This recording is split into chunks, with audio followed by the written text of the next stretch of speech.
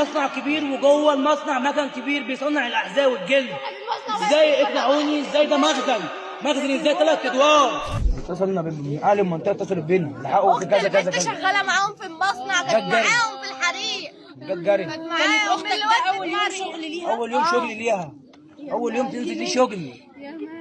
امها ما كانتش عايزه تنزلها، امها قعدت تقول لها لا ما تروحيش يا بنت، انا يعني الفلوس خدي فلوس بس ما تروحيش الشغل. ايه موضوع الجنزير ده؟ ايه موضوع الباب مقفول بالجنزير والقفل. المشرفه طلعت وخدت بنوته واحده، قفلت بالجنزير عشان المكان مش مرخص، المكان مش مرخص وقافلين وخايفين ان الحكومه تيجي. مين بقى البنت اللي تم انقاذها دي؟ يعني اسمها ندى، اسمها اختنا روحي، هي اختنا نورهان محي برضه، يعني ربنا يصبرهم برضه. ايه مشرفه وانكرت كل ده. سبحان الله سبحان الله. الفرقه بتاعت يعني المطافي وكده، يعني الباب فعلا كان مقفول بالجنزير، وهم كانوا جايبين الاجنه عمالين يضربوا الباب.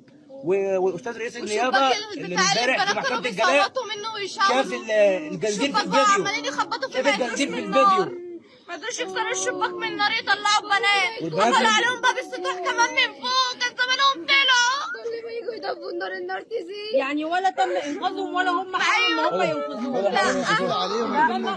الباب مقفوله. على السوشيال يقول لك حكايه ومفيش حاجه من دول حصلت، كانت ده مصنع كبير، ده مصنع كبير على فكره يا جدعان، ده مصنع كبير وجوه المصنع مكن كبير. مصنع كبير وجوه المصنع مكن كبير بيصنع الاحذيه والجلد.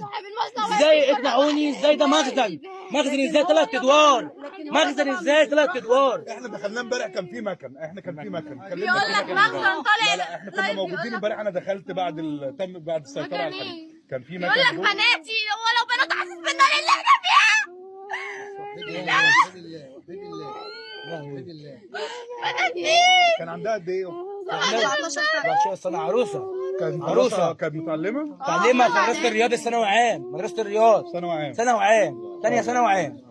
كانت اجازه الفتره دي المفروض؟ لا هي في الفتره دي كانت يعني ايام امتحانات عملي وكده بتروح السنتر، يعني هي نزلت الشغل بتقول لها يا ماما انا هنزل الشغل، عشان هي كانت بتدرس في سنتر فيوتشر اللي على اول الترعه هنا. هي كانت بتنزل بتقول لها يا ماما انا هشتغل كام يوم عشان اعرف اجمع حق الدروس.